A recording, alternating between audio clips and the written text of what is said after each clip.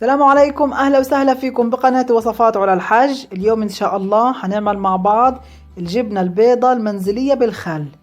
مفيش أسهل من هيك جبنة، نعملها بوقت قصير جدا وبتتاكل بنفس اليوم، ولا أروع منها.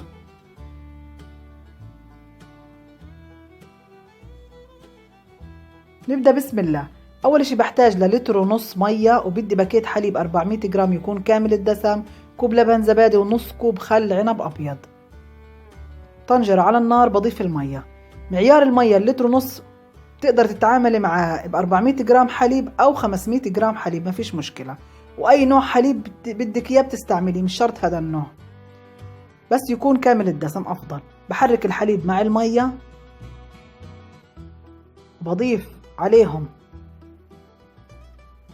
كوب اللبن الزبادي، بضل أحرك لما يبدأ يغلي. بضيف الخل، مجرد ما أضيف الخل تحسي إنه بدأ يفصل بالشكل هذا زي ما انتم شايفين. هذه هي القشطة اللي فصلت تمام هيك. بكون محضرة على جنب مصفاية وقطعة من الشاش أو قماش، بس تكون مساماتها دقيقة. باخد الجبنة بحطها بالمصفاية وبضغط عليها منيح، وبرش ملح تقريبا معلقة. مهم جدا الآن عملية الكبس، الضغط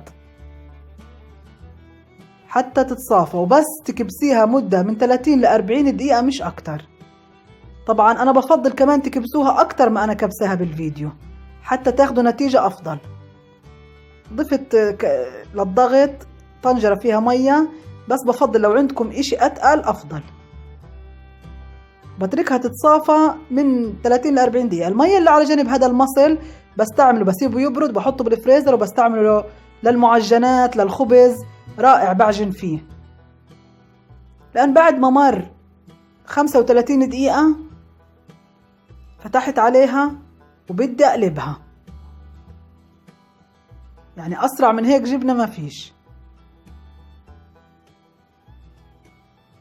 والآن بدي أقطعها. مهم جدا في فكرة جبنة الخل الكبس، الضغط.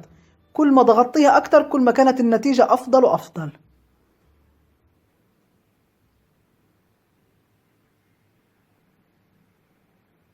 بقطعها، شايفين كيف القطع.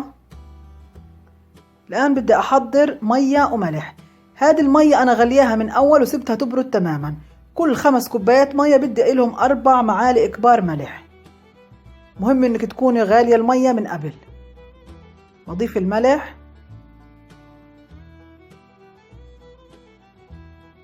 بحركها. وأنا بحب أضيف دايما للجبنة البيضة فلفل أخضر. ضفت فلفل أخضر مع الجبنة وبدي أضيف عليهم المية، تقدري تاكلي منها من ساعتها. يعني أسهل من هيك جبنة وأسرع من هيك جبنة ما في. شكرا جدا لمتابعتكم، حياكم الله.